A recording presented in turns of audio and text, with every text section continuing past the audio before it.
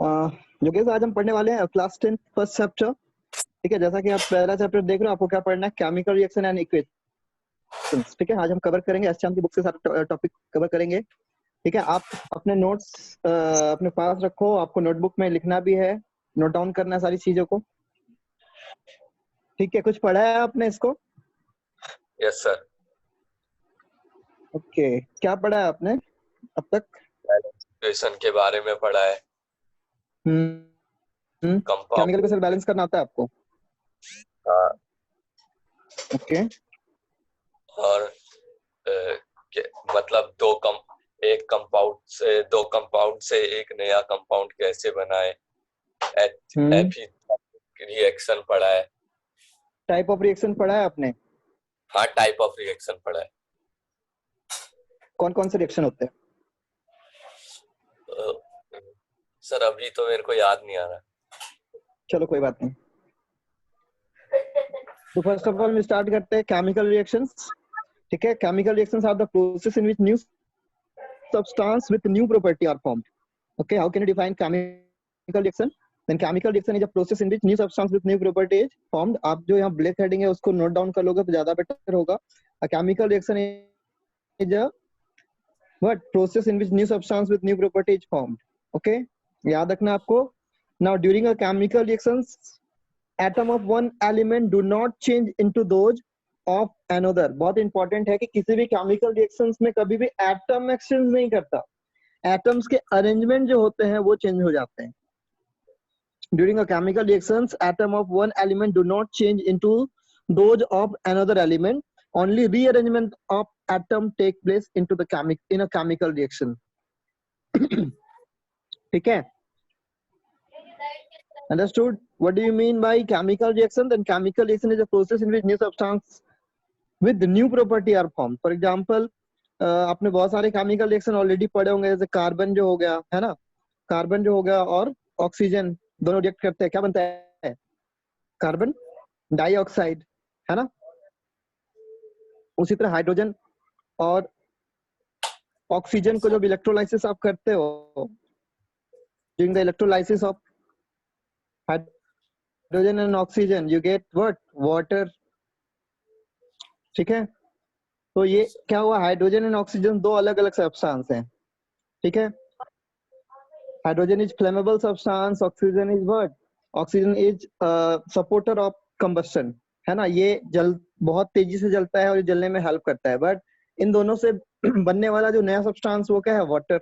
Water की property in दोनों से बिल्कुल अलग है। अगर इसको आप फायर के ऊपर डालोगे देन क्या होगा? फायर एक्सटिंग्विश कर जाएगा, है ना। तो हम बात कर रहे हैं केमिकल रिएक्शन का। केमिकल रिएक्शन की बात करें तो what do you mean chemical reaction? Chemical reaction का डेफिनेशंस लिख रहे हो आप? हेलो, केमिकल है योगेश। क्या सर? आप लिखते भी जाओ, आप नोट डाउन करते जाओ, जो जो चीजें मैं बता रहा हूँ उसको। Chemical reaction are the process in which new substance with new property are formed. हो गया? During a chemical reaction, atom of one element do not change into those of the another element. कभी भी atom of element एक दूसरे element में नहीं change होता, दूसरे atom में change, दूसरे element के atom में convert नहीं होता. Only a rearrangement of atom take place in a chemical reaction. ठीक है. Now the substance which take part in a chemical reaction are called reactant. हम बात करेंगे reactant का. Reactant क्या होता है? How can you define a reactant? The substance which take part in a chemical reaction are called a reactant. Okay, and the new substance which will form during a chemical reaction is called product. आप पहले definitions कर लो chemical reaction का, पहले आप define करो. Write down the definition of chemical reaction. The process in which new substance with new properties formed is a chemical reaction, and during a chemical reaction, atom of one element do not change into the atom of another element. Only rearrangement of atom take place. Okay. उसके बाद आप reactant और लिख रहे हो आप definition, या मैं लिखूं? यहाँ पर लिखी हुई है सर, मैंने लिखी हुई है, तो मैं टॉपिक को बढ़ाते जाऊं आगे आगे। हाँ सर। ओके, नाउ एक केमिकल रिएक्शन हम यहाँ देख रहे हैं, magnesium when react with what? oxygen, it's mean when you burn magnesium in the presence of oxygen, then a white powder of magnesium oxide will form. Okay, so this is a what chemical reaction, Coffee. because two different element like magnesium and oxygen react with each other to form new substance called Yes. magnesium oxide. Okay, the burning of magnesium in air to form magnesium oxide is the example of a chemical reaction. Okay, now before burning in air, the magnesium ribbon should be cleaned, because this is the question of your book textbook NCERT का एक question है कि why we should rub magnesium ribbon before burning it. magnesium को जलाने से पहले उसको rub क्यों किया जाता है, ये questions है. So because magnesium is a very reactive substance, when it is exposed in air, it react with oxygen, and a layer of magnesium oxide will form above the magnesium layer. ठीक है, surface of magnesium. समझ में आ रहा है आपको? Magnesium को यहाँ question आएगा आपसे एग्जाम में ये बहुत दफा पूछा जाता है कि मैग्नीशियम को बर्न करने से पहले रब क्यों करते हैं.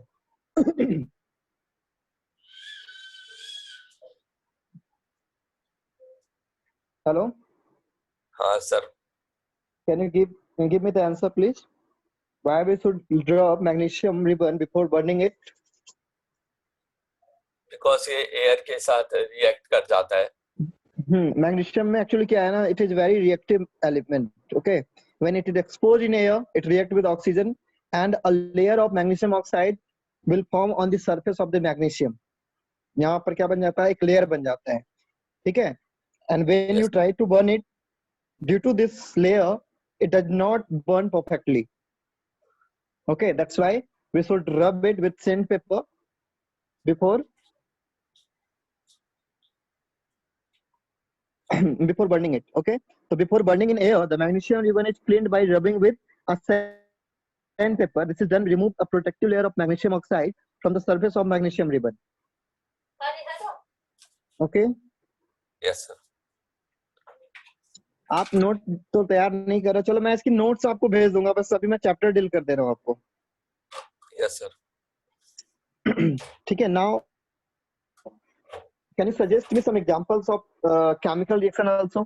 This was the one, magnesium plus oxygen equal to magnesium oxide, but there are a lot of chemical reactions which take place in our daily life. Can you suggest me some chemical reactions which take place in our daily life?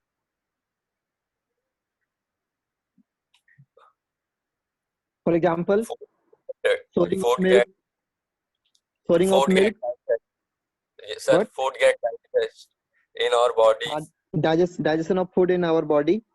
Formation of curd from milk. You can look on the screen. There are so a lot of examples of Rusting there of are a lot iron. of, yeah, rusting of iron, fermentation of grapes, okay, burning of fuels, burning of candle wax, ripening of fruits. These all are the example of the what chemical reaction. Okay, आपने already ये पढ़ा हुआ था 7th class में, physical change and chemical change. Okay, what do you mean by chemical change? So a change in which the chemical property of a substance will change is called chemical change, and the change in which only the physical property like what, like size, size, state of matter will change, it's called, और color भी बोल सकते हो, color will change, it's called a physical change. एक ऐसा reaction जिसमें केवल physical property change हो, वो फिजिकल चेंज कहलाता है. तो यहाँ पर हम केमिकल चेंज, फिजिकल चेंज नहीं पढ़ रहे, हम केमिकल रिएक्शन पढ़ रहे हैं. Okay, now what are the characteristics of chemical reaction. आप कैसे जानोगे कि कोई केमिकल रिएक्शन हुआ है ना, कहीं चेंजेस हुआ और केमिकल चेंज हुआ, आप कैसे जानोगे, है ना. So these are the characteristics of the chemical reactions. What are these? These are evolution of gas. हो सकता है दो सब्सटेंस रिएक्ट करें और गैस फॉर्मेशन हो, फॉर्मेशन ऑफ प्रेसिपिटेट. ठीक है, या हो सकता है क्या कि दो सब्सटेंस रिएक्ट करे और क्या दो लिक्विड रिएक्ट करे और एक सॉलिड प्रेसिपिटेट बन जाए. प्रेसिपिटेट क्या पता है ना आपको? प्रेसिपिटेट क्या हुआ, एक सॉलिड, जैसे जस्ट लाइक एक सॉलिड रेसिड्यू को आप प्रेसिपिटेट कह सकते हो. ठीक है, Yes sir. Change in colour हो सकता है दो सब्सटेंस जैसे कॉपर सल्फेट, नहीं, कॉपर सल्फेट में अगर आप आयरन डाल दोगे तो नया सब्सटेंस क्या बनेगा? आयरन सल्फेट, है ना? हाँ सर। आयरन सल्फेट और कॉपर डिस्प्लेस हो जाएगा। यहाँ पर कॉपर सल्फेट का कलर जो होता है वो ब्लू होता है और आयरन सल्फेट का कलर क्या हो गया? Green. So change of color take place during this reaction. So this is an example of what? Chemical reaction. Maybe change in temperature. Temperature change हो सकता है, नहीं? सपोज करो कैल्शियम ऑक्साइड को जब आप पानी में डालोगे तो कैल्शियम हाइड्रोक्साइड फॉर्मेशन होगा, ठीक है? और कैल्शियम हाइड्रोक्साइड के साथ क्या बनेगा? कैल्शियम हाइड्रोक्साइड के साथ कैल्शियम हाइड्रोक्साइड फॉर्मेशन होगा और साथ में हीट भी फॉर्मेशन होगा, ठीक है? तो यहाँ पर चेंज इन टेम्परेचर हो गया। हम अभी इसके सबके बारे में डिस्कस करेंगे डीपली, बुक में एक एक टॉपिक के बारे में डिस्कस करना है, ठीक है? चेंज इन स्टेट हो सकता है, वो चेंज इन स्टेट हो सकता है वो जो रिएक्टेंट है वो हो सकता है उनका फिजिकल स्टेट सॉलिड हो, रिएक्शन के बाद उनका फिजिकल स्टेट गैस या लिक्विड में कन्वर्ट हो जाए। So these all are the characteristics of a chemical reaction. How can you say that a chemical reaction take place? So by observing any one of the case, we can say that a chemical reaction take place. अगर इसमें से कोई भी एक चीज हो गया, we can say that a chemical reaction will take place. Okay. For example, evolution of gas पे हम डिस्कस कर लेते हैं, ठीक है? Some chemical reactions are characteristics by evolution of gas. जैसे ये आपके एनसीईआरटी का भी एग्जांपल है कि जब आप हाइड्रोक्लोरिक एसिड में, ठीक है, हाइड्रोक्लोरिक या सल्फ्यूरिक एसिड में, है ना, आप जिंक ग्रेन्यूल्स डालोगे देन बबल फॉर्मेशन होगा हाइड्रोजन का।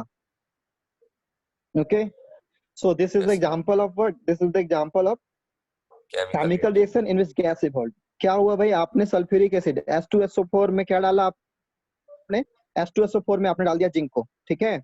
What will you get? Then as you know that zinc is more reactive than hydrogen in a reactivity stage of metal. Hydrogen is below the zinc. That's why zinc will displace the hydrogen from hydrogen sulfate, yeah, sulfuric acid. Then what will you get? You get zinc sulfate plus hydrogen. So during this reaction, you can look here, when you put some zinc granules into the dilute sulfuric acid, then the formation of the hydrogen gas will take place. This is an example of the formation of the evolution of gas during a chemical reaction.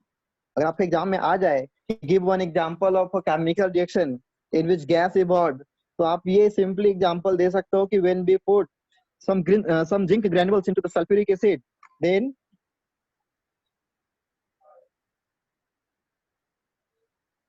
Mayank sir आपने add किया है कैसे? ठीक है, समझ में आ रहा है आपको? Yes sir. So one more example of the gas evolution. So one more example is what? So the chemical reaction between the sodium carbonate and dilute sulfuric acid. Sodium carbonate क्या होगा? Na2CO3। ओके, Na2CO3 में अगर आप sulphuric acid मिला दोगे तो यहाँ पर क्या होगा? केमिकल रिएक्शन होगा, क्या फॉर्मेशन होगा? Then you get sodium sulphate. यहाँ पर the chemical reaction between sodium carbonate and dilute hydrochloric acid है, not sulfuric acid, hydrochloric acid है, ठीक है? तो हाइड्रोक्लोरिक एसिड के साथ अगर आप रिएक्ट कराओगे देन यहाँ पर बनेगा NaCl, सोडियम क्लोराइड, एक सॉल्ट बन जाएगा, कार्बन डाइऑक्साइड फॉर्मेशन होगा। यहाँ गैस जो हुआ वो कौन सा? यहाँ पर ये जो गैस है ये कार्बन डाइऑक्साइड एक गैस फॉर्मेशन हो गया और साथ में वाटर फॉर्मेशन होगा, वाटर मॉलिक्यूल्स भी बनेंगे, ठीक है? So this is also an example of the gas evolution of gas during a chemical reaction. समझ में आया? हमने पहला टॉपिक कवर किया, कैरेक्टरिस्टिक्स ऑफ केमिकल रिएक्शन में पढ़ रहे थे।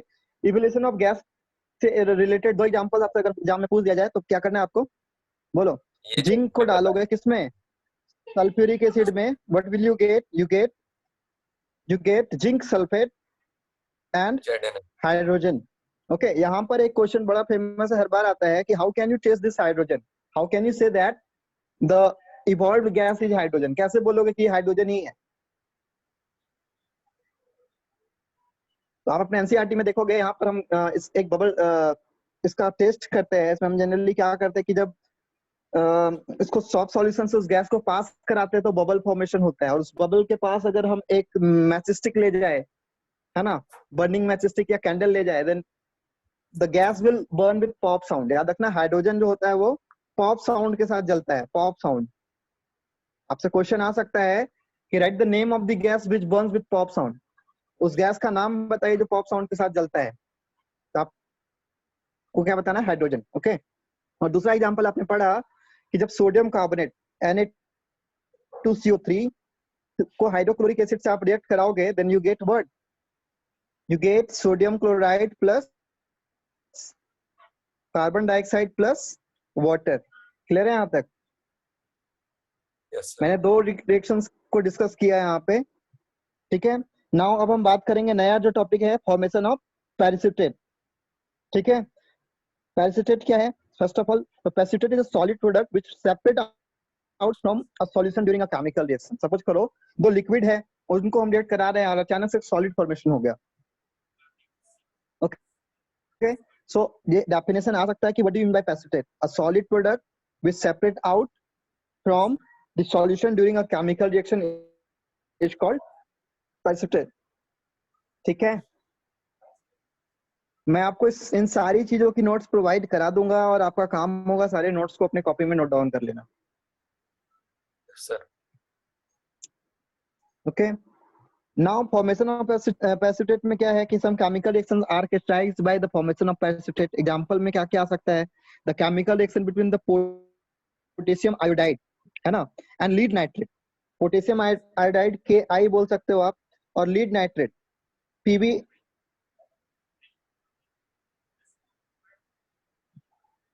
लीड नाइट्रेट,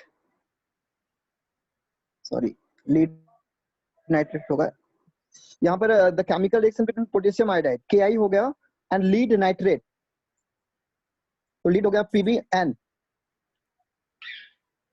थोड़ा मैं इसका फॉर्मूला निकल रहा है मेरे दिमाग से। लीड नाइट्रेट था PB। इस रिएक्शन का थोड़ा दिमाग से मेरे से निकल था, चलो कोई, मैं इसको देखूंगा बाद में, आपको बाद में इसका बता दूंगा। फिलहाल आप इसको, इस चीज को मायने में रखो, ठीक है। The chemical reaction between the potassium iodide and lead nitrate is characterized by the formation of the yellow precipitate of the lead iodide। ठीक है, समझ में आ रहा है आपको? yes, sir. लीड आयोडाइड याद रखना है। एक प्रेसिपिटेट फॉर्मेशन का एक एग्जांपल ये हो गया। दूसरा एक और एग्जांपल आपको याद रखना, chemical reaction between the sulphur dioxide gas and acidified potassium dichromate is characterized by a change in the color from orange to green। यहाँ पर दो केमिकल रिएक्शंस की बात है। यहाँ पर आप पोटेशियम डाइक्रोमेट, है ना, पोटेशियम डाइक्रोमेट जिसकी कलर क्या होती है? ऑरेंज होती है। अच्छा सॉरी, ये तो कलर चेंज का हो गया ना।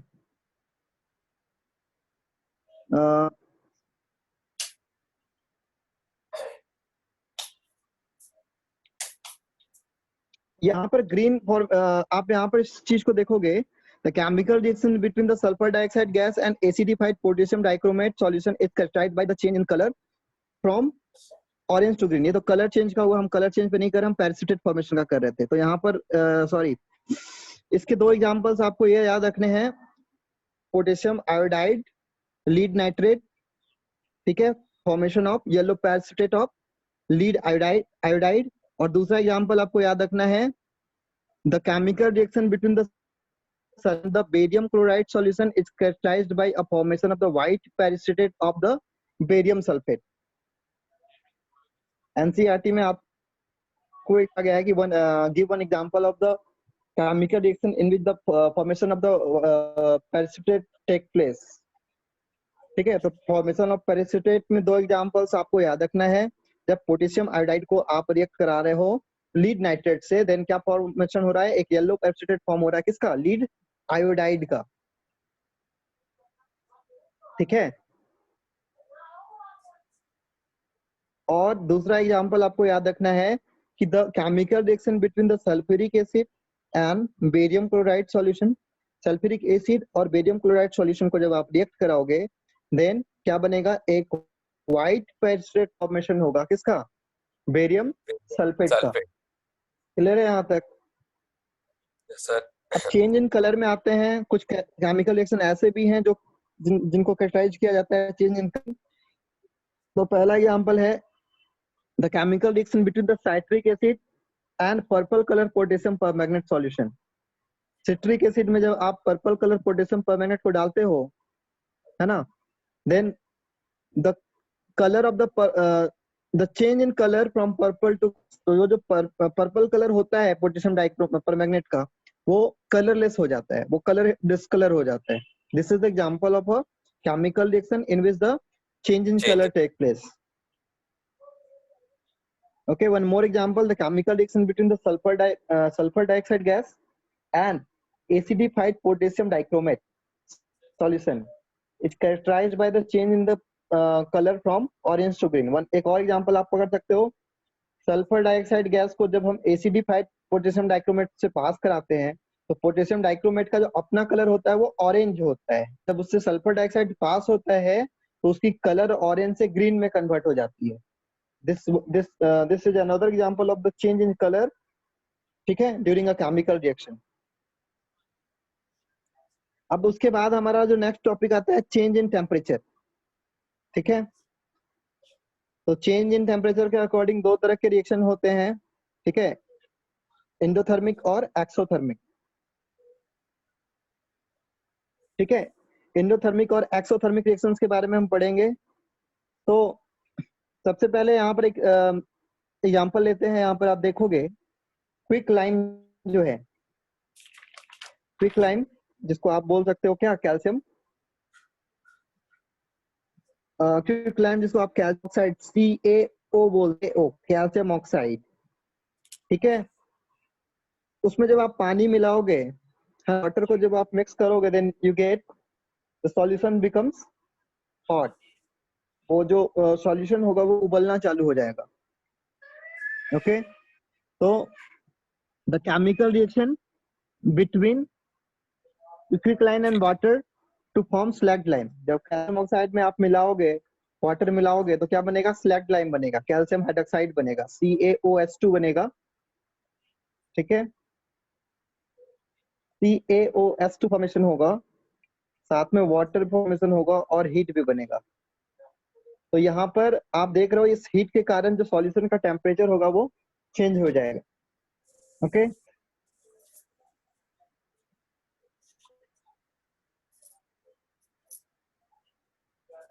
उसके बाद आप एक और एग्जांपल ले सकते हो, the chemical reaction between zinc ग्रैन्युल्स and the dilute sulphuric acid.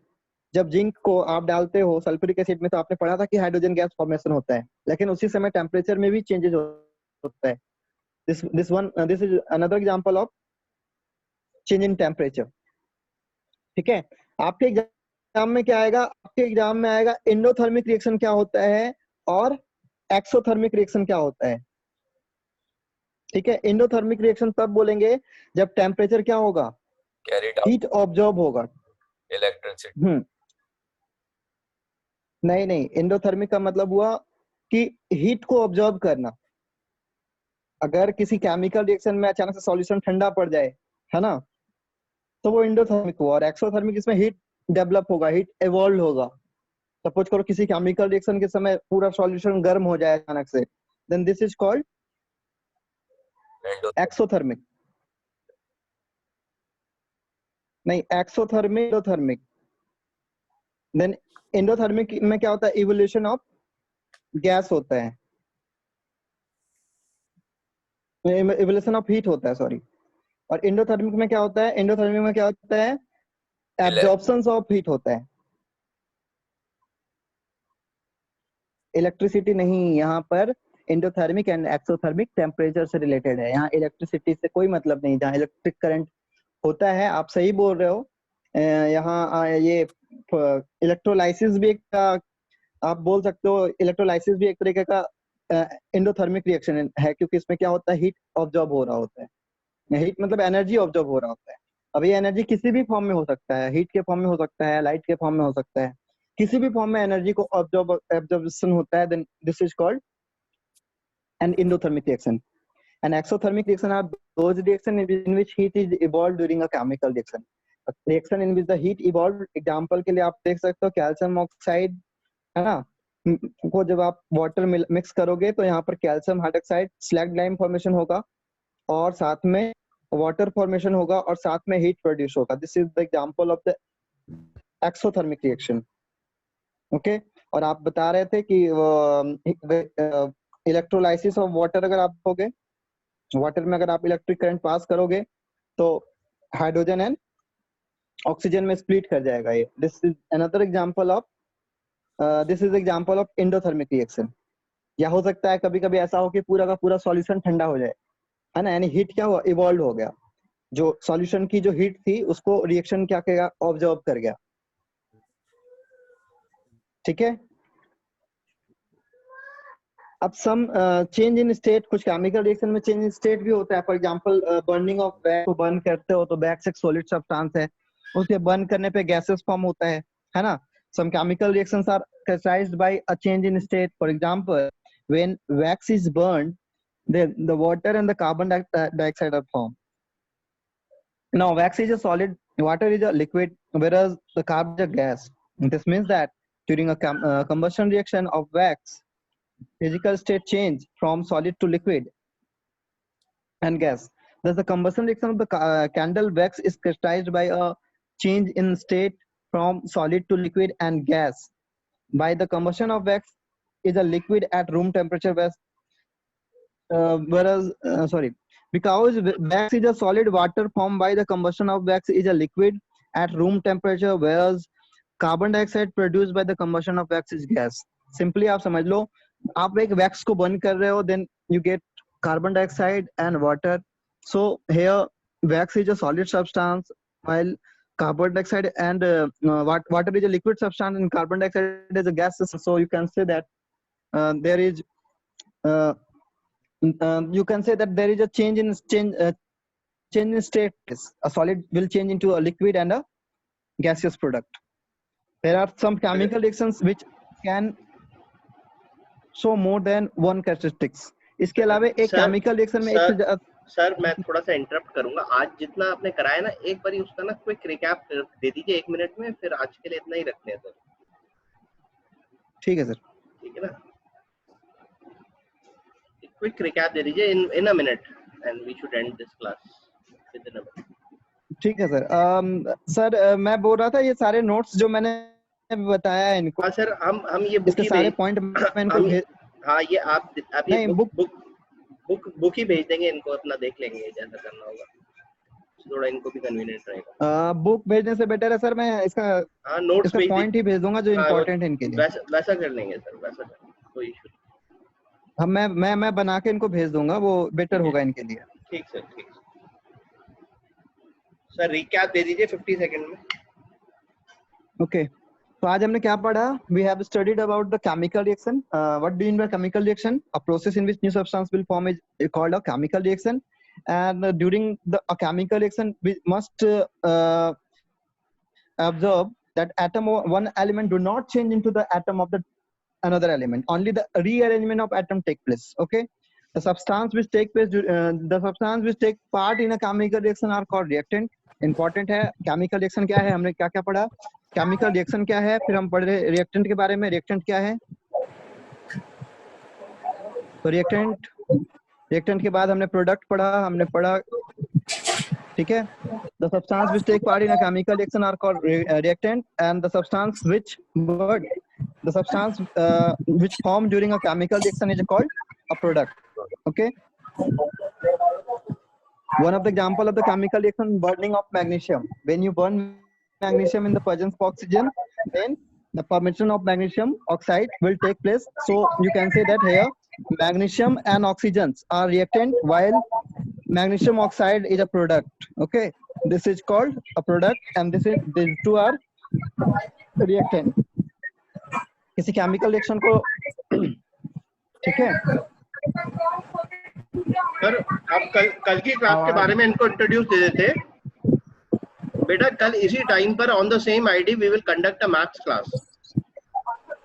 Okay, so you'll get the link again, but we will be using the same ID at same time.